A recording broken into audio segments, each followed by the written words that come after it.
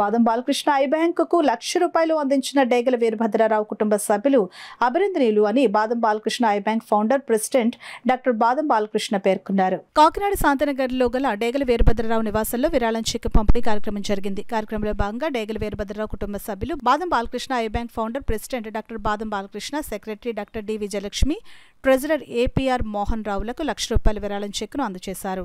ఈ సందర్భంగా డాక్టర్ బాదం బాలకృష్ణ మాట్లాడుతూ కార్నియల్ అందుల జీవితాల్లో వెలుగులు నింపుతున్న బాదం బాలకృష్ణ ఐ బ్యాంకు విరాళం అందించిన డేగల వీరభద్రరావు కుటుంబ సభ్యులు అభినందనీయులు అని అన్నారు.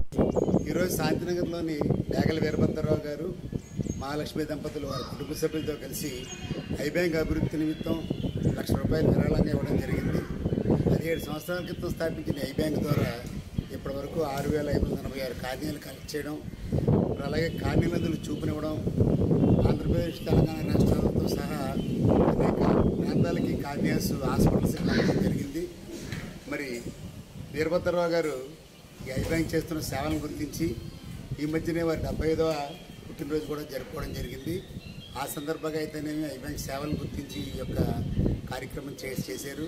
ప్రజలందరూ నేను కోరేది ఏంటంటే నేత్రదానం గురించి అవగాహన ఏర్పరచుకోండి.